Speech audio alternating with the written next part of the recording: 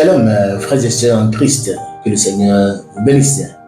Je suis très heureux de savoir que ce jour est le jour où nous enregistrons pour vous. Je vais dire pour nous tous d'ailleurs, que le Seigneur vous bénisse. Nous avons commencé il y a de cela quelques jours une nouvelle série qui a pour thème l'esprit de vie en Christ. Et j'ai fait une introduction et je disais, est-ce que tu as été vraiment délivré de l'esprit du péché et de la mort? Aujourd'hui, c'est un autre jour. J'espère que vous avez eu un peu de temps. C'est vrai que cette vidéo que nous faisons vient un peu plus tôt parce que l'autre n'a pas été postée en son temps, en fait dans le temps, j'allais dire. Mais le Seigneur fait grâce. Aujourd'hui, on est là et nous voulons avancer dans ce thème que le Seigneur nous a mis à cœur, un thème à mon goût très important pour la croissance de l'enfant de Dieu, pour l'équilibre de l'enfant de Dieu, et pour les enfants de Dieu qui doivent dominer sur terre. Ceci est très, très important. J'espère que vous ne gardez pas devant vous seulement cette vidéo et que vous faites le plaisir, oui, ce sera un plaisir pour vous de partager les liens afin que plus de personnes restent, viennent à rencontrer cette vidéo, viennent au contact, je dirais, de cette vidéo. Je vais prier et puis nous allons commencer. Seigneur, nous voulons te rendre grâce. Nous voulons te rendre grâce, reconnaître que c'est toi qui est l'initiateur de ce projet et c'est toi qui le conduis également. Nous voulons nous soumettre à ta volonté, nous voulons nous confier entièrement à toi afin que cette œuvre n'ait aucune empreinte humaine. Merci Seigneur parce qu'au-delà de ma prière, tu as exaucé. C'est dans le nom puissant de notre Seigneur Jésus que nous avons prié. Amen. Alors, aujourd'hui, j'aimerais vous lire la première écriture dans Romains 7. Romains 7, je lis à partir du verset 19. C'est un peu long, mais c'est important. Je n'arrive pas à accomplir le bien que je me propose et je commets malgré moi le mal que j'étais pourtant décidé à éviter. Je vais répéter. Je n'arrive pas à accomplir le bien que je veux, mais... Non, je reprends. Excusez-moi. Je n'arrive pas à accomplir le bien que je me propose et je commets, malgré moi, le mal que j'étais pourtant décidé à éviter. 20. Si donc je fais ce que je ne veux pas, je ne suis pas vraiment maître de moi-même. Celui qui me gouverne et me fait agir, ce n'est plus mon moi, c'est le péché qui a élu domicile en moi. 21. Je vis en constante contradiction avec moi-même. Je voudrais faire le bien, mais je constate que seul le mal est à ma portée et je ne puis résister à ces sollicitations. 22. Mon être intérieur adhère de tout cœur, à la loi divine. Il en approuve joyeusement les exigences. Cependant, je suis bien obligé de constater en mon corps l'empreinte d'une autre loi. Mes facultés humaines sont régies par un principe opposé à celui de ma raison et qui me met sans cesse en conflit avec la loi de ma conscience. Et cette force mauvaise me domine, si bien que je me retrouve prisonnier sous la férule du péché qui est à l'œuvre dans mes membres. 24. Quel déchirement terrible, infortuné que je suis. qui me délivrera de l'emprise de ma nature pécheresse, qui affranchira mon corps de l'esclavage des mauvais instincts. Dieu merci, il existe une issue. Dieu lui-même m'a délivré par Jésus, notre Seigneur. En résumé, livré à moi-même et à mes propres forces, je suis d'un côté lié à la loi de Dieu par ma conscience et ma raison, mais de l'autre côté, je suis, dans ce que je vis concrètement, esclave de la loi du péché. Très important. Alors, as-tu été vraiment délivré de la loi du péché de la mort? Pour, mon frère, je pense que pour savoir si tu es vraiment délivré de cette loi, il faut déjà connaître cette loi. Il faut connaître cette loi. C'est très crucial de la connaître. Parce que si tu ignores la loi du péché, par exemple, qui conduit à la mort, si tu ignores la loi du péché qui conduit à la mort, tu ne peux pas en être délivré un jour. Alors, j'aimerais te faire un petit schéma. Pour quelqu'un qui n'a pas Christ en lui, il existe dans ses membres la loi du péché et il existe dans son âme la loi de la connaissance du bien et du mal. C'est les deux lois qui sont en lui. Mais quelqu'un qui est né de nouveau en a plus que ça. Dans son corps, il y a la loi du péché. Dans son âme, il y a la loi de la connaissance du bien et du mal. Les deux conduisent à la mort. Et dans son esprit maintenant, parce que son esprit est régénéré, il y a la loi de l'esprit de vie, qui est Christ d'ailleurs. Alors, je vais vous expliquer un peu la loi dont on parle dans le corps, la loi du péché. On n'a pas seulement dit le péché, on a dit la loi du péché. Donc c'est une loi. C'est quoi une loi? Je vais aller terre à terre. C'est quoi une loi, par exemple, dans le corps humain? C'est quoi une loi, si vous voulez, dans un arbre fruitier? C'est quoi une loi dans un chien ou dans un chat? La loi dans un manguier, c'est celle qui lui permet de produire de la mangue. Vous n'avez pas besoin d'enseigner à un manguier ou de lui apprendre à produire des mangues. C'est inné. Le manguier, au fait, lui-même ne réfléchit pas. Si, c'est entre griffes, c'est un guillemot que je parle. La loi qui est dans le chat, par exemple, Dieu a régi le corps des chats. Pour miauler, on ne va pas apprendre à un chat à miauler. Une autre loi qui régit un chat, c'est pour chasser. Donc, bien sûr, vous pouvez avoir un chat chez vous, mais laissez un peu, regardez un peu le chat dans la maison, il chasse tout ce qui est souris, insectes et autres. La loi qui est dans un chien est d'aboyer. Personne n'apprend à un chien à aboyer.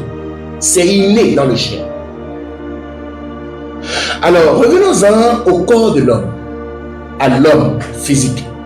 Il y a une loi qui se manifeste dans tout ce qui est corps humain. C'est la loi du péché. Frères et sœurs, si tu es enfant de Dieu, j'aimerais que tu m'écoutes correctement. Ce n'est pas parce que tu es né de nouveau que cette loi ne fonctionne plus en toi. Non, cette loi fonctionne toujours en toi. Dans la suite de la communication, je vous dirai comment on peut en être délivré.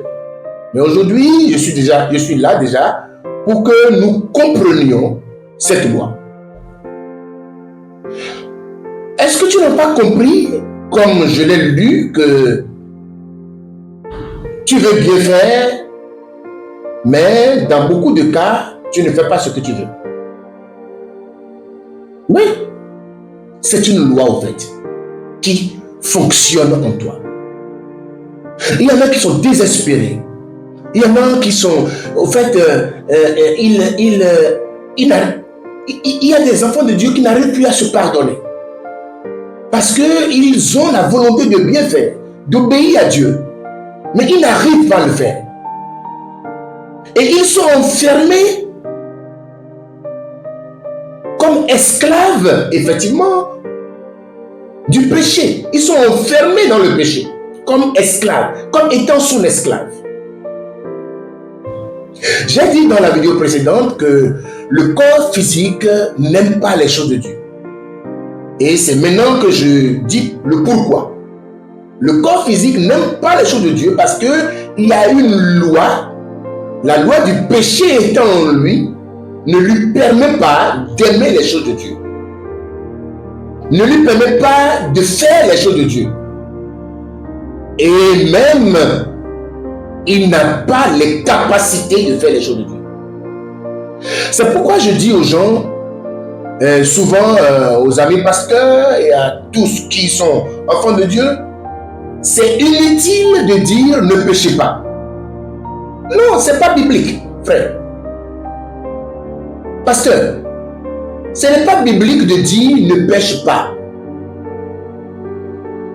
Parce que toi-même qui dis pasteur ne pêche pas, peut-être que tu ne fais pas le péché de l'autre, mais tu commets le péché.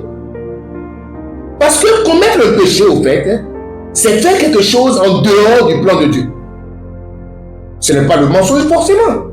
Ce n'est pas l'adultère. Ce n'est pas le vol. Mais toutes les fois, pasteur, le Seigneur ne te parle pas et tu parles, c'est un péché. Donc, le zoom que nous faisons sur les péchés est un mauvais paradigme que nous devons laisser tomber. Écoutez-moi, aucun homme ne peut résister au péché. Je vous enseigne la Bible. Soyez patient avec moi. Le péché, se manifestant dans le corps de l'homme,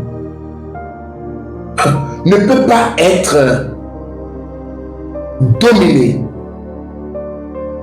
par la volonté de l'homme. Ce n'est pas possible. Et ce n'est pas biblique. Et ce n'est pas faisable. Donc, enseignez aux jeunes, ne forniquez pas, ne mentez pas, ne volez pas, c'est peine perdue. Vous savez ce que vous faites? Vous faites des hypocrites qui vous entourent. Vous créez des hypocrites qui vous entourent, qui vous disent, oui, le pasteur dit de ne pas faire, on ne le fait pas. Ce n'est pas possible. Parce que vous n'avez pas expliqué aux gens la loi qui fonctionne en eux et vous ne leur avez pas donné le moyen de ne plus être esclaves de cette loi. Parce que, écoutez-moi, tous, nous sommes esclaves de la loi du péché. Et je viens de lire le récit de Paul. Paul lui-même. Vous pensez que Paul est n'importe qui? Paul n'est pas n'importe qui.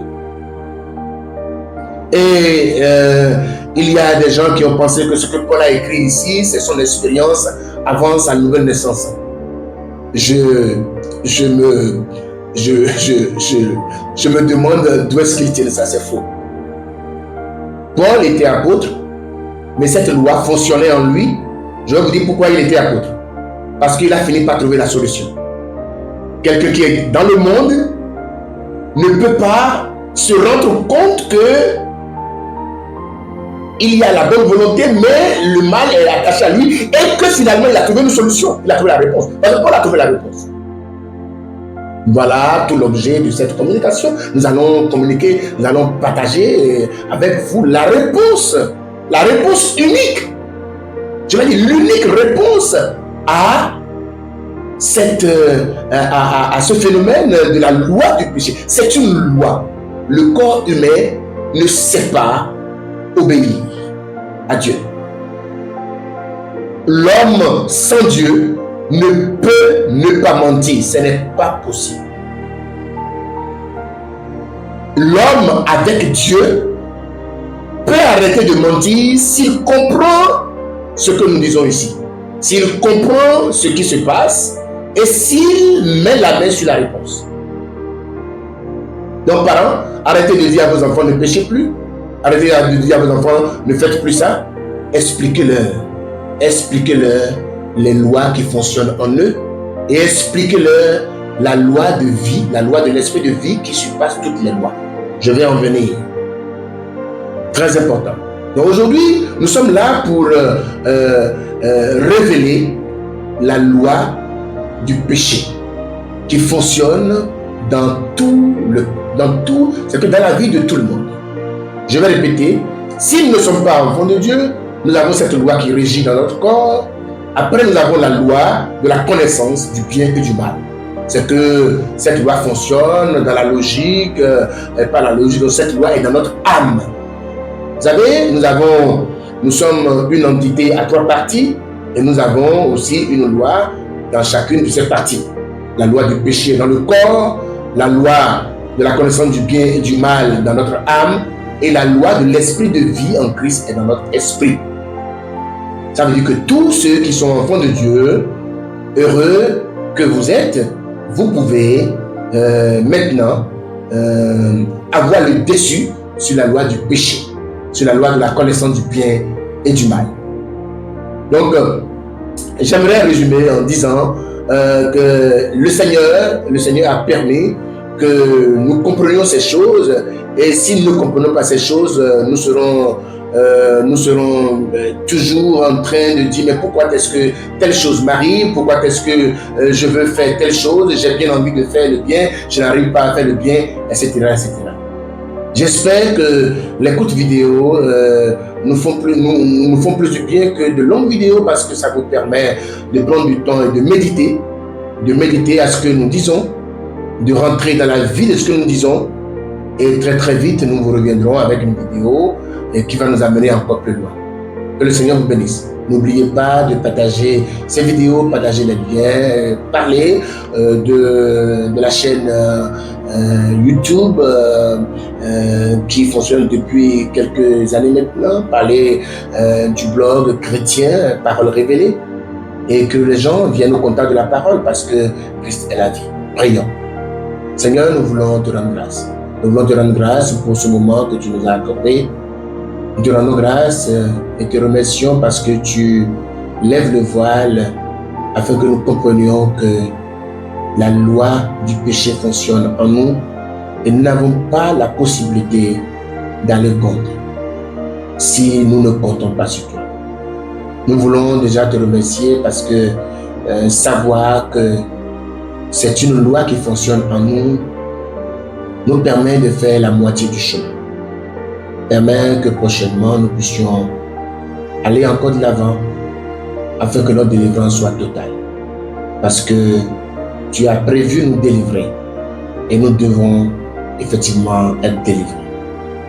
Que ton nom soit béni pour toutes les vies que tu as touchées de par le monde que tu toucheras encore.